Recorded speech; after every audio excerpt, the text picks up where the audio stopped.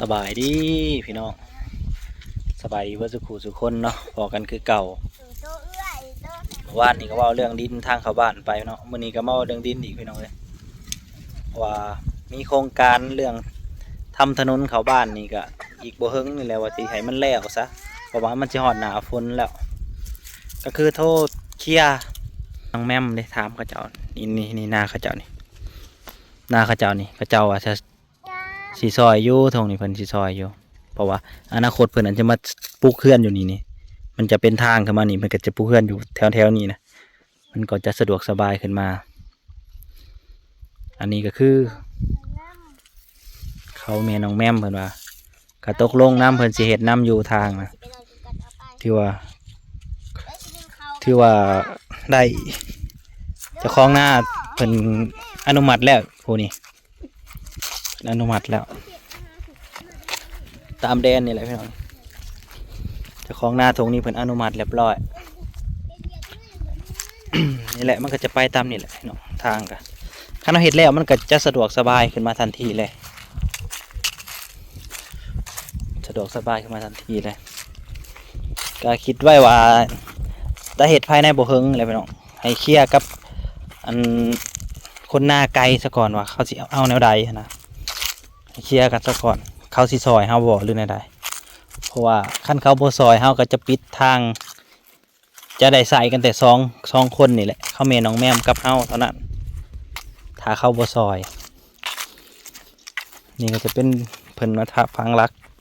ปูนหายแล้วพี่น้องนี่เด้รักปูนเพิ่นฟังให้แล้ว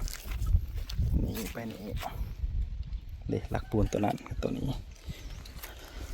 มันน่าจะขึ้นไปนี่แหละมันจะมีต้นไม้น้ำแน่ต้นไม้ต้นนี้นี่ต้นนี้สิได้เอาออก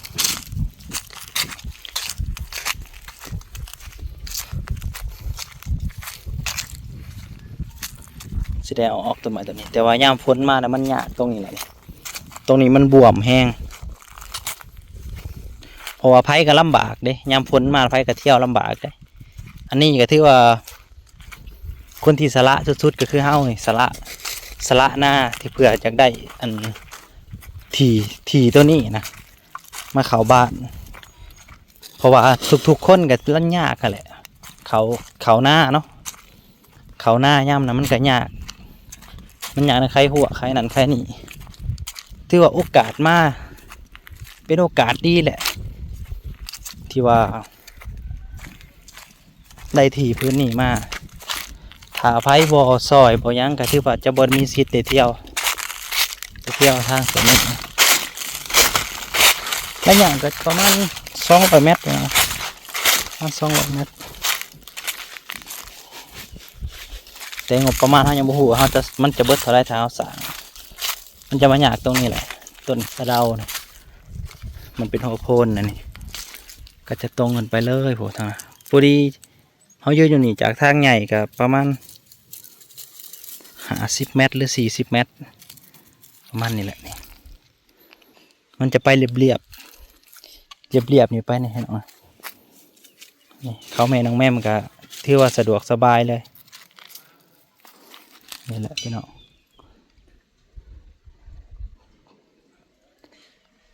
นี่คือถนนที่ว่าจะสร้าง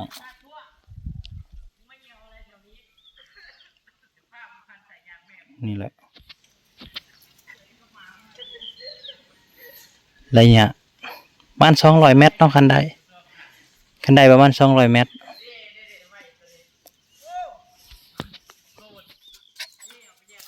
ประมาณนี้200ปอมไปแล้วมาตามนี่แหละพี่น้องตามแดนนี่จะเป็นเสาไฟเฮามาฝังหวังบดนนี่แหละว่าทีมสร้างให้ถ่ายฝังเสาไฟไปตามนี้ก็พอดีได้ทางไปนี่เลยมันจะมามีต้นไม้หลายต้นนี่ต้นบกมีต้นจิก3-4 ต้นหน้าทางจะอยู่ตรงนี้แหละเนาะหน้าทางเขาก็ต้องประเมินให้อันที่มันมาประเมินให้ ทีมเขาเจ้าจะทมดินนั่นแหละมาประเมินให้ว่ามันจะเบิดเท่าใดเบิดจักโหลดเบิดจักหมื่นนะประมาณนี้แหละนี่ทางลักหนีไปหันดีลักปูนนี่ประมาณอยู่ประมาณ4 เมตรนะกลมกวางประมาณ4 เมตรนี่ถ้ามีผู้รวมมือนำไว้มันก็จะได้เห็ดไว้จะได้สร้างไว้ทางจะได้สร้างทางไว้ผู้รวมมือก็จะได้สร้าง2 ครอบครัวเดียวกัน2 ครอบครัว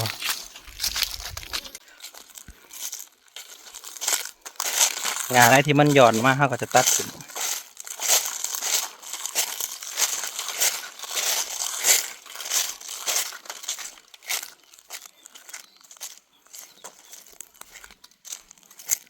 ถนนตัวนี้แล้วคือที่สะดวกสบายเลยแหละยากอย่างเดียวพี่น้องยากแต่คนที่เที่ยวน้ำแต่ว่าบ่อยากเห็ดน้ำนะมันยากแล้วอยากเที่ยวเลยอยากเที่ยวแต่บ่อยากเห็ดบ่อยากลงทุนบ่อยากใส่เสียสละอันเดตัวนั้นมันก็ยากแน่แล้ว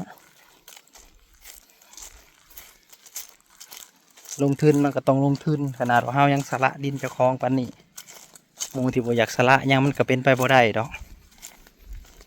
อย่างน้อยๆก็มาถมซอยกันพี่น้องเอ้ยถมซอยกัน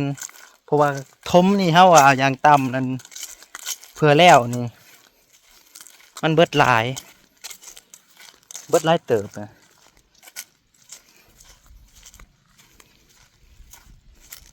เบิดอยู่หลายโหลดนะแต่ประเมินบ่ได้เฮาว่าลัก2-3 หมื่นนะพุ่นละว่าเฮาต้องถมกับบ่ได้ถมสูงมาได้ถมซะว่าบ่ให้รถมันล่มบ่ให้อันนั้นนะให้มันยามฝนมันไปมาสะดวกเที่ยงนี่ก็เที่ยงขนมแมมนี่แหละก็เลยโทรไปหาเขาเจ้านี่ว่าโทรไปหาเขาเจ้าอ่ะเฮาเอาหน้าแลกทางว่ะเฮาว่าสิเฮ็ดทางตัดไปใส่อันหน้าเจ้าแล้วและเจ้าสิว่าได้ว่าอยากให้ออกซอยกันกับเฮ็ดทางเพราะว่าเฮาก็ออกดินแล้วว่ะเจ้าก็อยากให้ซอยนำการซื้อดินมาถมเขาเจ้าก็บ่มีปัญหาหยังว่าซั่นเอื้อยก็ออกได้อยู่ซั่นแต่ว่าคันแพงหลายก็บ่ไหวก็คือว่าแหละไผก็หาเสากินค่ำคือกัน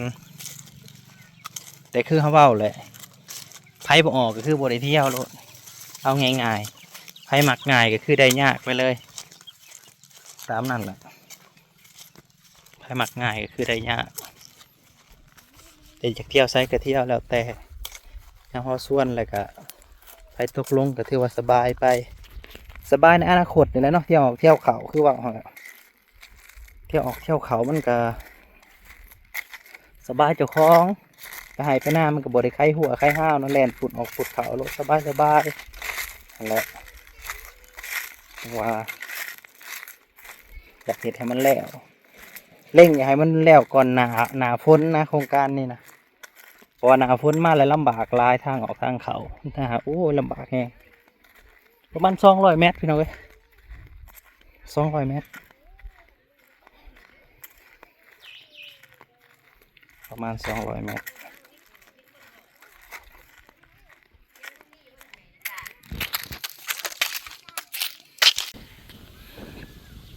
นี่แหละพี่น้อง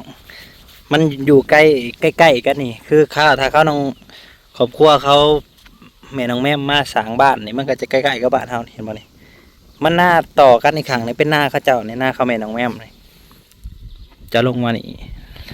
และโครงการต่อคือเนาะต่อมากก็คือเขาจะบ่ได้ให้เที่ยวไปพุ่นโครงการต่อกันนี่ตรงนี้โครงการต่อกันนะเฮาคุยกับเขาแม่น้องแม่ว่าจะแบ่งจะแยกออกจากคันแดนนี่ห้างเฮานี่1.50 ของเขาเจ้านี่1.50เป็น3 เมตรพอเพื่อในการเที่ยวขึ้นเที่ยวลงของทีมหน้าไกลๆนั่นแหละเรียกว่ายามฝนนี่ใจก็จะมาป้านเป็นทาง มันจะเป็นแดนลงไปเลยพูนสุดลงไปเลย มันจะเป็นทางตรงลงไปเลยมันจะบ่เลี้ยวซ้ายเลี้ยวขวานี่แต่ว่าสุภาพคุยกันนะสละดินนะสละให้คนละ1.50 เซนสละให้นะคุยกันแล้วตรงนี้นะเลยว่าจะระดมทุนที่ว่า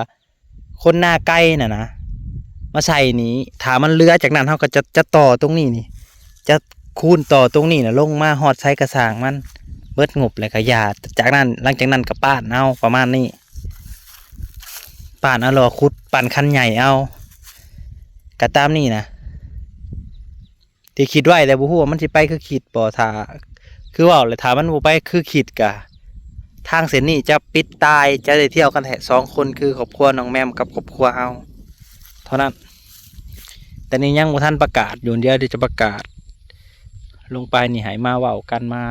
หาลือกันเรื่องนี้เนาะเพราะว่าแต่ก่อนอาศัยเที่ยวเดินเพลินแต่มันลำบากเฮาหน่อยได้ย่ามฝนหรือว่าย่ามเห็ดไห่เห็ดหน้าคนอื่นมาใครเลยบ่อัดปะนี่มาป้าให้งัวกินเขา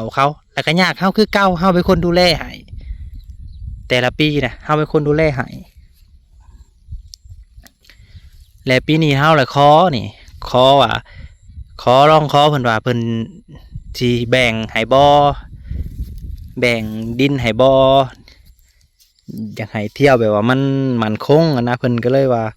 มันหลายโพดเพิ่นว่ามันหลายดินมันหลายโพดเพิ่นก็เลยบ่ให้เลยเพิ่นก็เลยว่าเสนอว่าเอาหน้าแลกกันเฮาก็เลยเอาหน้าแลกกันแล้วก็เฮาเอาหน้าเฮาอยู่หลุมพุดมาแลกตรงนี้ตามที่จริงนะเฮาเอาหน้าแลกปานนี้ตามความจริงนะคนอื่นควรเป็นคนถมหรือว่าเป็นคนแปลงทางอันนี้คือเพราะว่าเฮาก็สละไปหลายล่ะเป็นพัน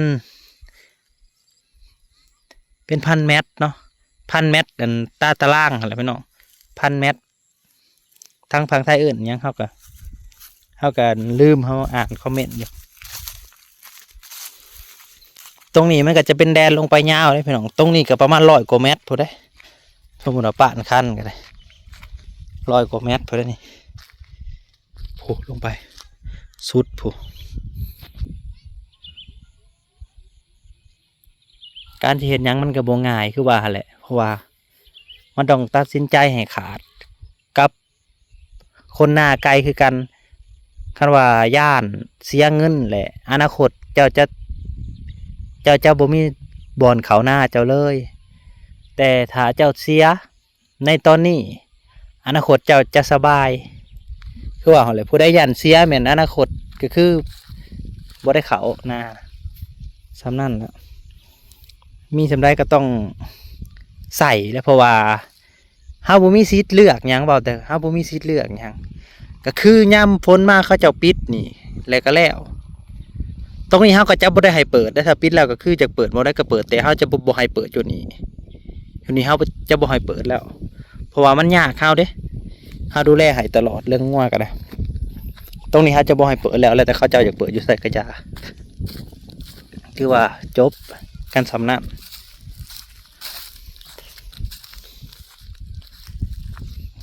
นั่นแหละตอนนี้ก็ที่ว่าเป็นข่าวที่ดีขึ้นมาอีกแล้วพี่น้องเอ้ยในระดับหนึ่งยังเหลือแต่หน้าไกลว่าเขาเจ้าสิเอาจังใดเขาเอาเบิดลายอยู่ถมดินนี่ถ้าเอาบ่ถมมันเที่ยวบ่ได้เด้เขาก็ต้องถมบ่ว่าจะเป็นต้นไม้ต้นหญ้าก็ต้องเอาลงเบิดพอกันใหม่พี่น้องขอบคุณหลายๆรอติดตามไปเรื่อยๆกับเส้นทางเส้นนี้มันจะออกมาแบบใดเนาะไว้พอกันใหม่